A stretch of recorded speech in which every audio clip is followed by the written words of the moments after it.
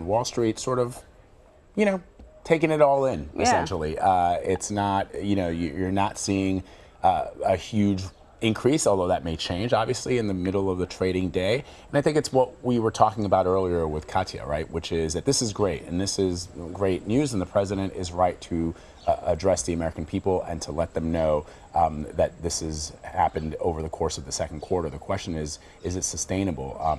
The economy has been growing since over the course of the last 9 years or so, right? So there are a lot of measures that have been put in place, including interest rates that were very low for quite some time, that have helped to goose the economy. The question, of course, becomes: will the tax plan that was put into place and now these tariffs that the president has imposed on some of our trading partners, will that have an uplifting effect or an adverse effect? Many economists believe it will have an adverse effect in the months and perhaps even the years ahead. And it's really very, generally that's how tariffs work. They usually dampen the economy, which is why so many conservatives are not for these tariffs, including the House Speaker Paul Ryan and other members of the president's own party, the Republican Party, have come out against these tariffs because they, in fact, believe that they're in some ways a tax on the American people. Well, I think, obviously you have a background in finance, Vlad. The most interesting part of Katya's interview that we did with her was how she talked about the fear of the tariffs, may have inspired a lot of people, a lot of businesses to front load, to make some heavy duty purchases that they may not have made in anticipation that it would be, more expensive to buy the things that they need. And that might be what we're seeing here in this boost. Right.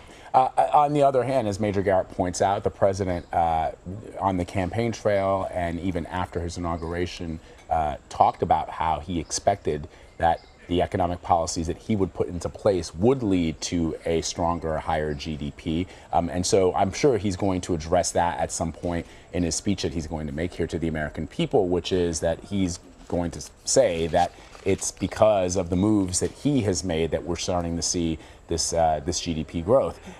It's every president's prerogative to tout the economy when the economy is doing well, and every president has done it going back to the very first president. The question, of course, becomes if this is not sustainable, then what do you point to as the reasons for the lack of continued growth in the quarters ahead? And look, the market, as you see, the market is only up about 38 points right now, and that's because I think Wall Street is has mixed feelings about this. And as they look ahead, they are perhaps worried that this will have an adverse effect on the economy and on people's pocketbooks in the quarters ahead. Well, the big headline yesterday, well, maybe not the big headline, but one of the headlines yesterday was about the deficit and about the fact that, the GOP tax law, the tax cuts, may result in a huge boost in the deficit, up to $1 trillion, right? Right. And I'm sure the president would like to pivot back to something more positive.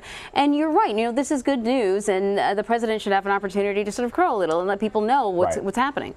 It'll be interesting to see also if the president is joined by, for example, Wilbur Ross or Larry Kudlow, some of the advisors that he's brought on to his team to sort of, in his mind, he was very proud of the fact that he was bringing what he calls some of the best and brightest in finance, in the world of finance, from Wall Street, like Gary Cohen, to give him ideas and input into ways to make the economy grow. And that's, I'm sure one of the things he's going to talk about, the people that he has brought onto his team, including cabinet secretaries that have contributed based on their ideas to this tremendous growth that we've seen in the second quarter. So we were told there was a 2-minute warning. You can see the press has gathered there. It'll also be interesting, Emery, to see the president, as I said, it's the prerogative of the president of the United States to talk about positive economic numbers and positive growth, strong growth, because it does affect all Americans. And I'm sure that he will get, if he takes any questions, some questions about that. But there's going to be a lot more questions about the things that are sort of brewing, including the president's former lawyer, Michael Cohen, who in just the course of 1 week released audio tape of recording that he made of a conversation that he had with President Trump with regards to payments made to a former Playboy playmate. Right. She's a Playmate. She's a Playboy playmate. And Karen McDougal, right? Yeah, I don't think you're elevating her, giving her a promotion that she doesn't deserve. No, I just want to be sure. And I think we're seeing like the president, at least some of his so there you see Wilbur Ross is there, and I'm sure that he is very happy to have Wilbur on his team. And you see the Treasury Secretary Steve Mnuchin is there along with some others. I'm getting old, so I'm looking at our screen right now. It's a tiny screen. It's not your eyes. But I think you're right, Vlad. I see Mick Mulvaney, right? The president has definitely had some sort of recent wins. This is one. Now we have news of the possible remains of American service members in the Korean War being returned. That's a win. And, the meeting with the EU also, I think, was a win, too. Yeah. There was a lot of concern that the tariffs would have an incredibly negative impact on farmers in particular. He's promised a deal, particularly when it comes to soybean farmers. So there's a lot of sort of good things for the president to talk about, but you're right, there's all the scandal stuff that's always brewing. That's right. Let's listen in. So here comes the president of the United States along with the Vice President, Mike Pence. Let's listen. Good morning. Moments ago, the numbers for America's economic growth, or GDP, were just released. And I am thrilled to announce that in the second quarter of this year, the United States economy grew at the amazing rate of 4.1%. We're on track to hit the highest annual average growth rate in over 13 years.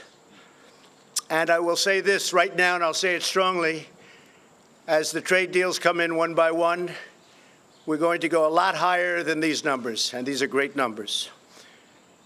During each of the two previous administrations, we averaged just over 1.8% GDP growth. By contrast, we are now on track to hit an average GDP annual growth of over 3%, and it could be substantially over 3%. Each point, by the way, means approximately $3 trillion and 10 million jobs. Think of that. Each point, you go up 1 point. It doesn't sound like much, it's a lot. It's $3 trillion and it's 10 million jobs. If economic growth continues at this pace, the United States economy will double in size more than 10 years faster than it would have under either President Bush or President Obama. Perhaps one of the biggest wins in the report, and it is indeed a big one, is that the trade deficit, very dear to my heart because we've been ripped off by the world, has dropped by more than $50 billion. $52 billion to be exact. It's dropped by more than 50. Think of that. The trade deficit has dropped by more than $50 billion. And that's added and adding 1 point to GDP. That's a tremendous drop. We haven't had a drop like that in a long time. You have to go back a long time before you find it.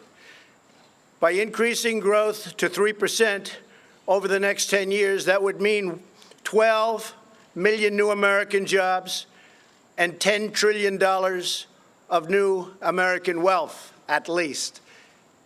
And that's not including the fact that since I was elected, we've created approximately $7 trillion of new wealth. The year before I came into office, private business investment grew at only 1.8%. Last year, it jumped to 6.3%. That was my first full year. We had to do a lot of things to get it to grow. And this year, it's growing at 9.4%. So that's a very tremendous increase. There hasn't been an increase like that in many, many years, decades. And I think the most important thing, and Larry Kudlow just confirmed to me along with Kevin Hassert, that these numbers are very, very sustainable. This isn't a one-time shot. I happen to think we're going to do extraordinarily well in our next report, next quarter. I think it's going to be outstanding. I won't go too strong because then if it's not quite as good, you'll not let me forget it. But I think the numbers are going to be outstanding. We've accomplished an economic turnaround of historic proportions. When I came into office, 1.5 million fewer prime-age Americans were working than 8 years before. We had lost almost 200,000 manufacturing jobs under the previous administration, and you all know They say, well, you have to lose manufacturing jobs. It'll get worse and worse. Manufacturing jobs are obsolete. No, they're not obsolete. They're the greatest jobs we have. More than 10 million additional Americans had been added to food stamps past years. But we've turned it all around. Once again, we are the economic envy of the entire world. When I meet the leaders of countries, the first thing they say invariably is, Mr. President, so nice to meet you. Congratulations on your economy. You're leading the entire world. They say it almost each and every time. America is being respected again, and America is winning again because we are finally putting America first. Everywhere we look, we are seeing the effects of the American economic miracle. We have added 3.7 million new jobs since the election, a number that is unthinkable if you go back to the campaign. Nobody would have said it. Nobody would have even, in an optimistic way, projected it. We are in the midst of the longest positive job growth streak in history. New unemployment claims have recently achieved their lowest level in almost half a century. The African American unemployment rate has achieved the lowest level in recorded history. African American unemployment is the best it's ever been in the history of our country. The Hispanic unemployment rate has reached the lowest level, likewise, in history. The Asian unemployment rate has recently reached the lowest level, again, likewise, in history. Women unemployment rate recently reached the lowest level in 65 years, and soon that will be in history. Give it another 2 or 3 weeks. Veterans unemployment is at its lowest level in 18 years, and that number is rapidly going up, on top of which we just received and won from Congress Choice, where veterans can go out and see a doctor if they can't get service, the service that they deserve. Unemployment for disabled Americans has hit a record low, lowest in history. More than 3.5 million Americans have been lifted off food stamps, something that you haven't seen in decades. 3.5 million Americans have been lifted off food stamps. That's because they were able to go out and get a job, and they're going to love their jobs. 95% of American manufacturers are optimistic about their company's outlook, and that's the highest level also in history, and that's an old survey, been around a long time. Manufacturing wages are expected to rise at the fastest rate in over 17 years. Business and consumer confidence has reached historic highs. So far this year, American exports are up nearly 20%. I've only been here a little more than a year and a half.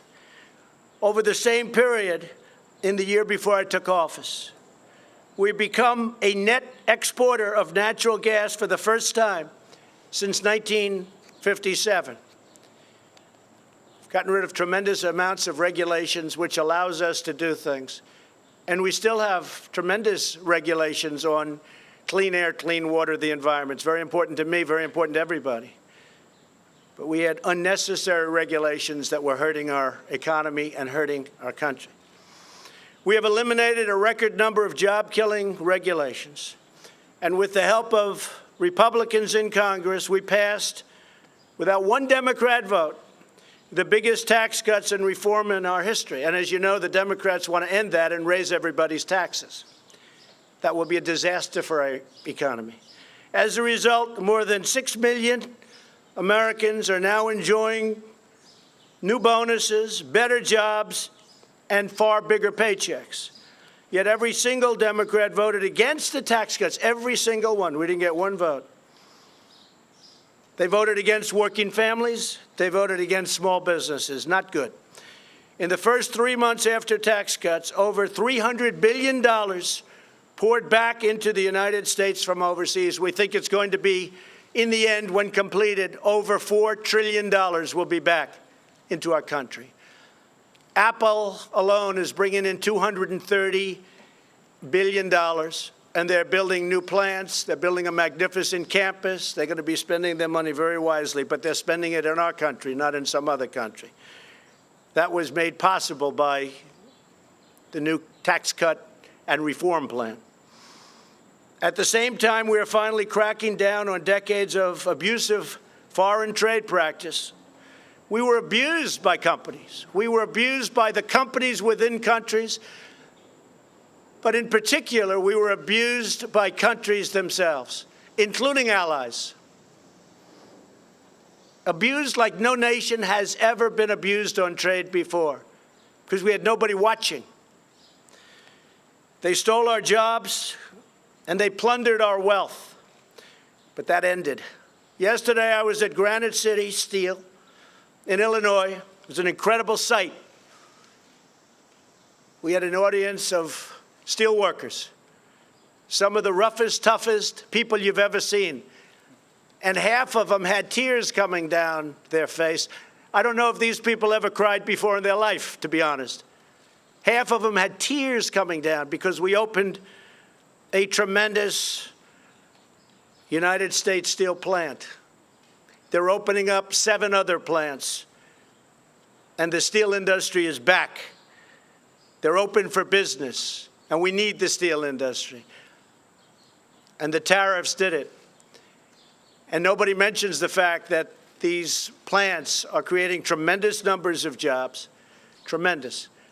And billions of dollars are pouring into the United States coffers, billions of dollars.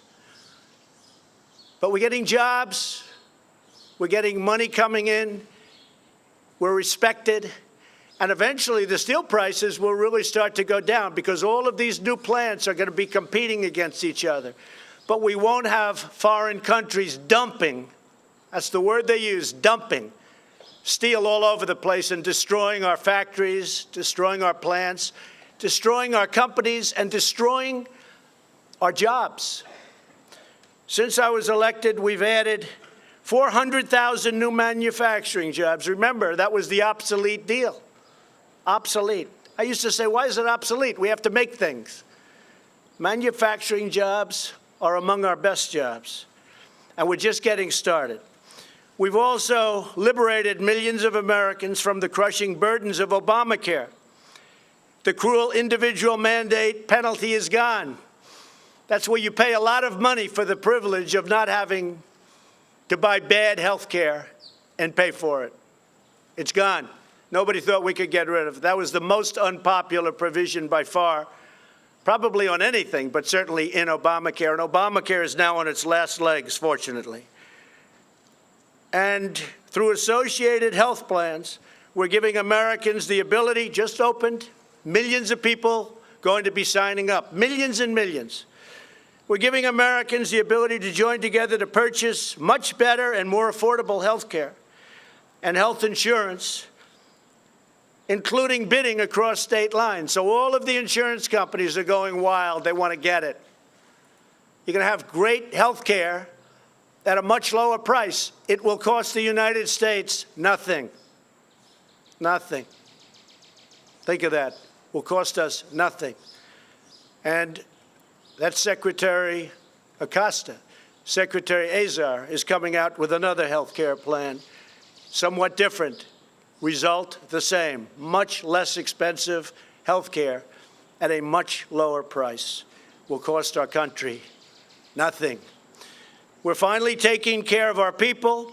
Finally, there's another matter that's of profound importance to me, and I wish to discuss it right now before we leave, because there's nothing like what we've been working on, so important for the lives of not only Americans, but lives all over the world.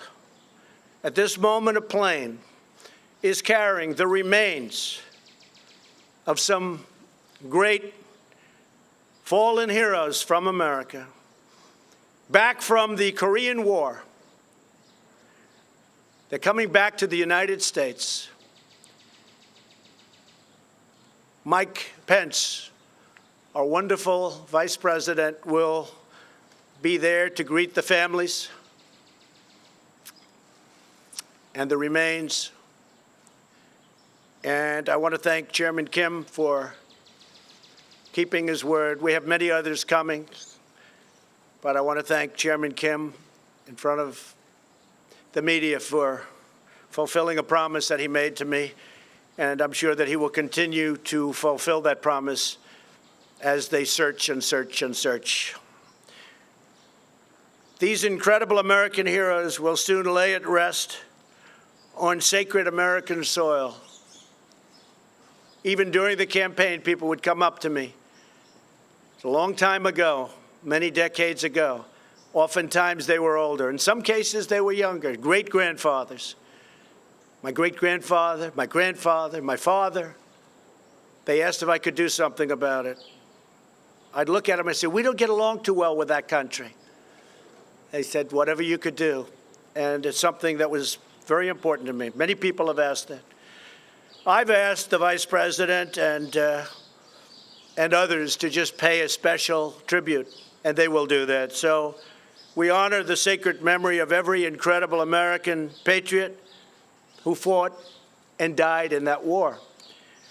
In everything we do and every action we take, we are fighting for loyal, hardworking, patriotic citizens of our blessed nation.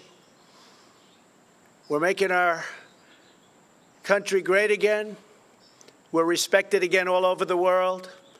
Our military will soon be stronger than it's ever been by far. That in itself will produce thousands and thousands of jobs. Nobody makes equipment like we do. Nobody.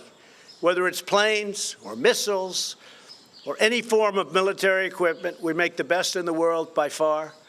We're making it possible for our allies to buy that equipment quickly, where they don't have to wait for 2-year approvals and more. We're doing great, and I'm very honored to see that 4.1 number. Perhaps I'm even more honored to see that deficit shrink, the trade deficit shrink so much.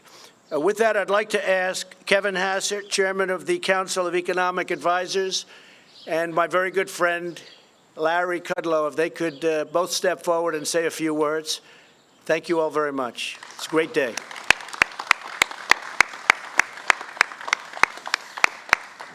Thank you very much, Mr. President, and thank you for your leadership and for the faith that you put in me when you offered me this job. And thank you for standing up for our veterans. My father and my uncle both fought in the Korean War, and you just can't imagine how much it means to those veterans that you didn't forget their comrades. You know, as an economist, it's my duty, sir, to remind that we should not make too much of one number, right? How often do we hear economists say that? But when I think back to the first time I met with you in the Oval, and we talked about your vision about how to make America great again, you might recall that in the end, I agreed, yeah, that stuff really ought to work. And the fact is that if we look at the data today, that we can see the proof in the pudding, that the president's policies are working, and it's not just in the top line, but it's in the details. So the president said that if we deregulate the economy and have a tax reform, that there'll be a capital spending boom because the factories will come back to America. If you look at the data, then the factories are booming again. The president said that if we emphasize energy production here in the U.S., that we could become a dominant energy economy, even an energy exporter. Well, if you look at the data today, one of the reasons why the data are so strong is that drilling and mining activity skyrocketed in an almost unprecedented way. And finally, and this is the thing that at times, sir, you've kind of looked at me and smiled about whether I really agree with you, you said that you would bring the trade deficit down. And you have. The $50 billion reduction in the trade deficit proves that if you stand up for America's workers and let our allies know that deals that aren't reciprocal are unacceptable, then you can make a lot of progress. And so thank you very much for your leadership, sir, and for your faith in me. Thank you, Kevin. Great job. Thank you. Good job. Thank you, sir. Thank you, sir. It's a little warm out here, so I'll be as quick as I can. I want to reiterate what the President said and my pal Kevin Hassett. Look, we've had a pro-growth agenda. It has been in place for a short while. It is already beginning to work. Low tax rates, rollback of regulations, unleashing energy and trade reform, to fix a broken world trading system. I just want to note in the numbers, and this is becoming a trend, business investment is booming. 9 to 10% growth in the first half of this year. I believe that's going to continue. Why do I talk about business investment? Well, that's the key to productivity, which is the key to growth, which is the key to rising real wages and very strong jobs, a point that Kevin and I made during the campaign 1,000,000 times, and we continue to make it. These tax cuts, particularly on the business and investment side, are going to be boosting wages, livelihoods, and jobs for middle American, ordinary working folks. And it's starting to take effect, and that's why I agree with the President. This is a boom that will be sustainable. Frankly, as far as the eye can see, this is no one-shot effort. So that's me. Thank you, sir. Appreciate it very much. Thank you. Thank you very much, everybody. Thank you. Thank you.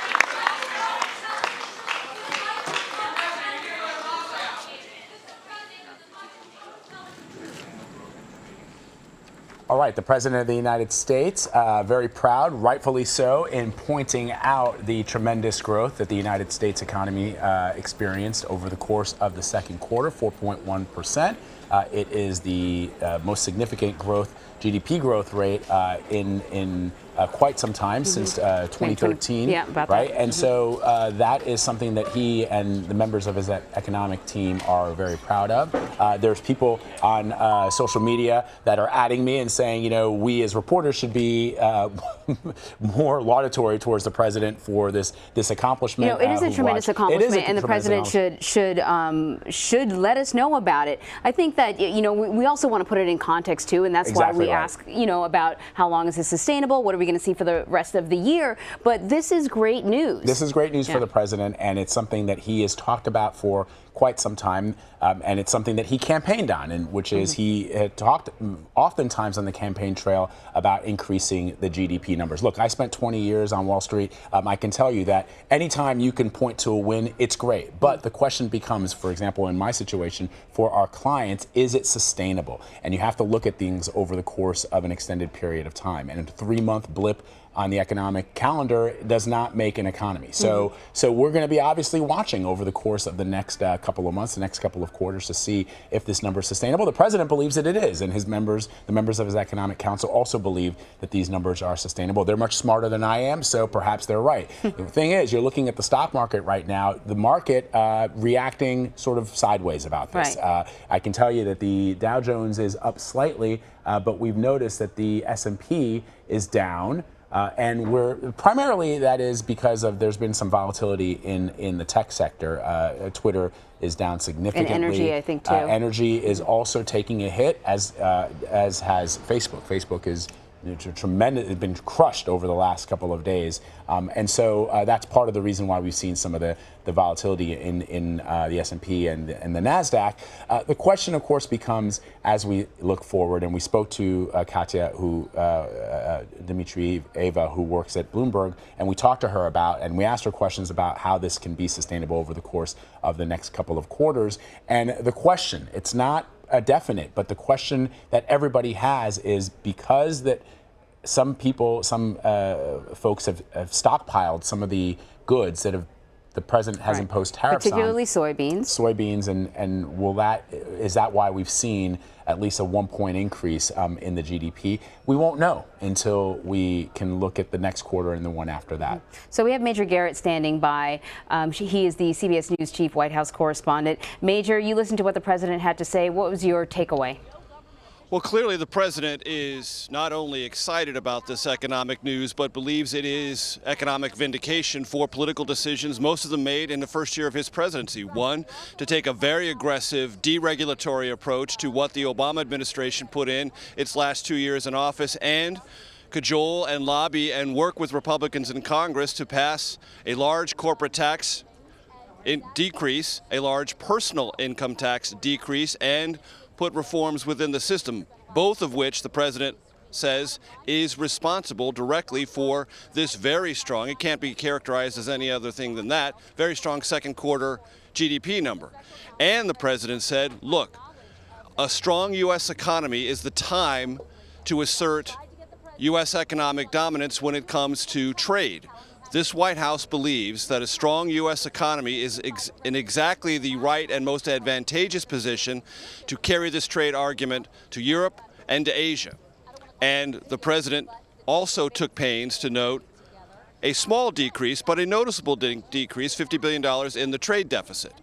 And it is his belief that this trade confrontation will ultimately be resolved, and the time to wage that confrontation is when the U.S. economy is growing and can be resilient and can take what he would characterize, and most of his economic advisors that I've spoken to characterize as momentary confrontations over trade that are not going to last for the long term, but are going to be somewhat disruptive, but in the end accrue more to the benefit of U.S. manufacturers, farmers, and the like. And the time to do that, they argue, is when the economy is robust. Well, clearly these numbers suggest a robust economy.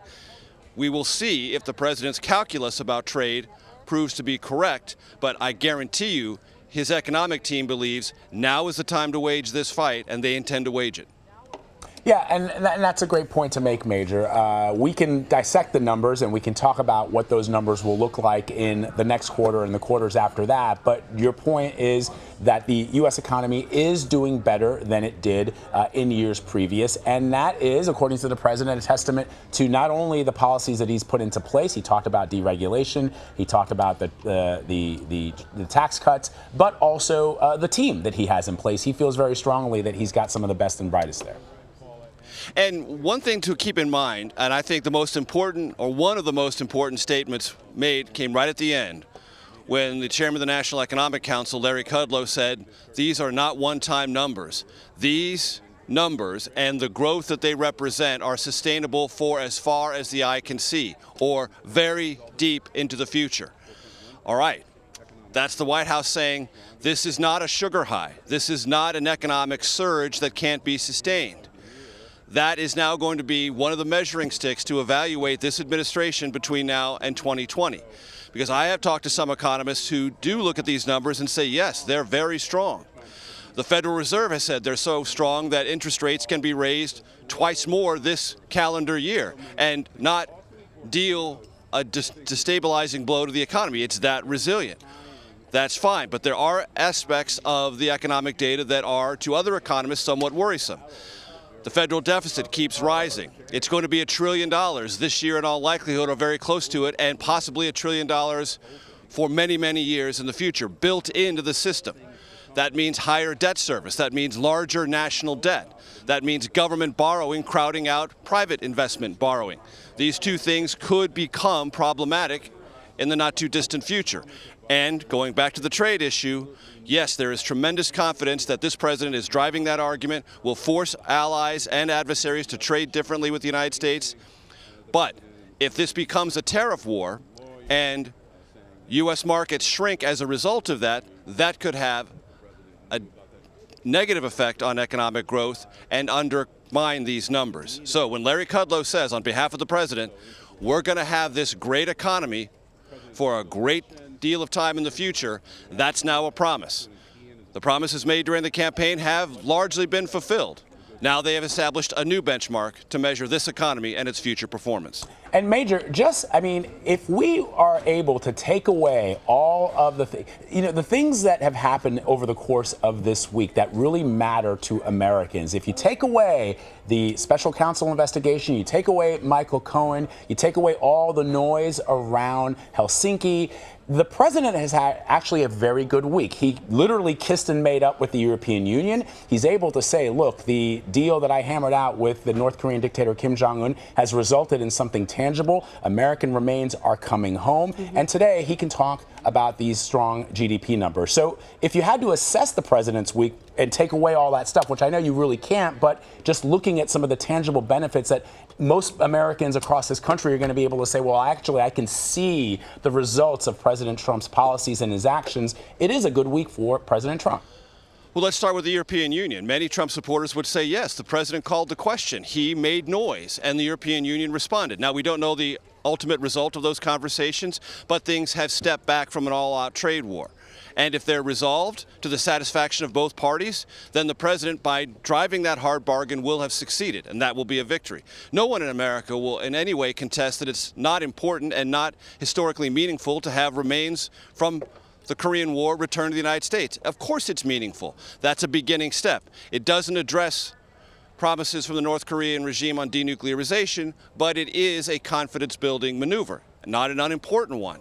It had some hiccups, it had some missed meetings and some miscommunications, but it appears to be moving in a direction of progress. Much more work has to be done. That's not my assessment. That's the assessment of the Secretary of State, Mike Pompeo, who told the Senate Foreign Relations Committee just that earlier this week. There's a long way to go. I'm not overselling what we've accomplished on denuclearization. And on the fundamentals of the economy, the president will say, and has said, this is what I promised in the campaign. This is what I delivered with Republicans in Congress last year. Here are the results. Judge for yourself. And he is perfectly willing to be judged on these results. All right, Major Garrett for us at the White House. Major, thank you so much. You got it.